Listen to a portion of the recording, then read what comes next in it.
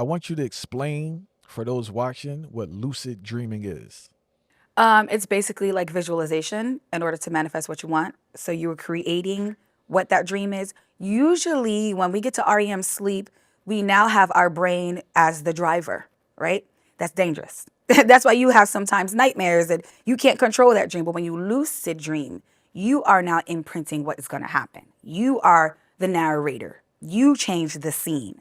And what you can do through lucid dreaming is manifest literally through dreaming. So that's what it is in a nutshell. In the past, when I've heard people speak about lucid dreaming, I've also heard them speak about going to other dimensions, right? Can you break that down for those watching in regards to the other dimensions one can experience in lucid dreaming? Yeah, so there's limitless amount of dimensions because essentially we live in one dimension. The universe is vast. So when you are going through either astral projection or lucid dreaming, you can tap into any of them. It's essentially a portal. Einstein called these wormholes, which basically you can also go back in time or you can go to the future.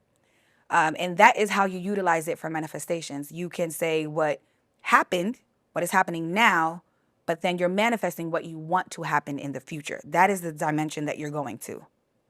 And there's many of them. There's not everybody can dream and everyone's going through a different dimension. It isn't like what is the word? It's not like cohesive for everyone.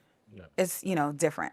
What else could be accomplished while being in those other dimensions? I know you spoke about manifestation, but what other experiences could take place while in other dimensions? You manifest is usually the main reason why people come to me when they want to lucid dream.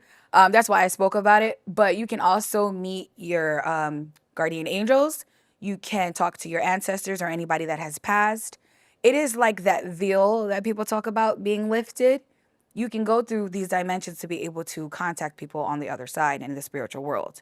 Because now it doesn't have that subconscious mind that's blocking you from that. Your pineal gland is open, your third eye is open. You're able to really communicate with the spiritual world without all the crap from, your waking world basically blocking you. And that's what it does. Your food does that, social media does that, the pharmaceuticals does that. So you no longer have any of those things. You're able to communicate straight with the spiritual world. And how does a person get to the point where they can enter another dimension? So how can they lucid dream? Yeah. Okay.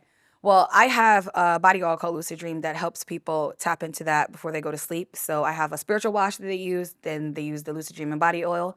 And then when they go to sleep, it's powerful. A lot of people come to me and like, oh, I didn't know it was going to be like this. So I do my root work for it, for them to do that because it takes a lot and they're not going to go through all of that work. So they come to me and they get the Lucid Dream body oil and that's how they're able to lucid dream. So I know a lot of people come to you for manifestation, right? The question I have though, are people ready for the things they ask for? No, no. 9 times out of 10, they're not. Some people ask for things that they don't even think is possible.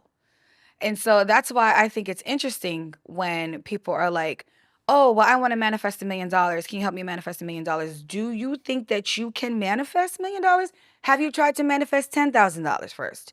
So I try to be realistic with these people because I think they come to witchcraft, they come to voodoo, they come to spirituality and manifesting thinking that it is like a genie and you can just do whatever. Like, are you really ready for that? A lot of people say that they want a mansion, but they are not ready to actually maintain a mansion. They say they want $1 million, but can you maintain $1 million? Do you know how much that goes into that? They're not ready for that. So I also help them heal. I help them kind of change that viewpoint of success that really isn't their viewpoint. Everybody's success should be different because what matters to you doesn't matter to the next person.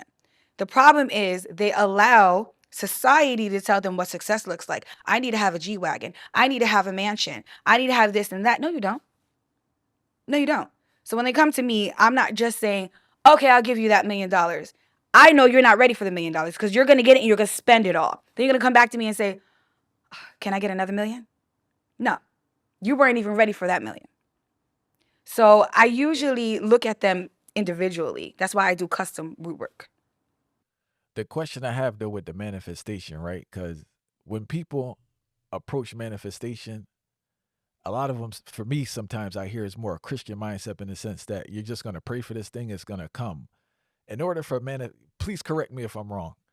In order for manifestation to work, even with your assistance, doesn't the person have to be on the path already working towards that thing? That's basic common knowledge. But not a lot of people have common knowledge, common sense. You can't just sit down. You want me to manifest, a man to come in your life, and you're sitting down in your house all day, every day, and you never go outside. Do you decline just certain clients? Like you analyze the situation, what they ask for, and like, man, this can't work, and you just decline it, or how does it work? Not that it can't work. I can make anything work. That's not the problem. Yeah. Do they deserve it? Are they ready for it? Are they going to mess it up? That is the question. So if I already do their divination and I know that they're going to mess it up, then no, I'm not going to do it. And I let them know. And a lot of the times they're angry about it, but it is what it is. I don't have to take everybody on as a client. I don't need to. I've gotten to a level that literally I can tell people, I'm not doing anything for you.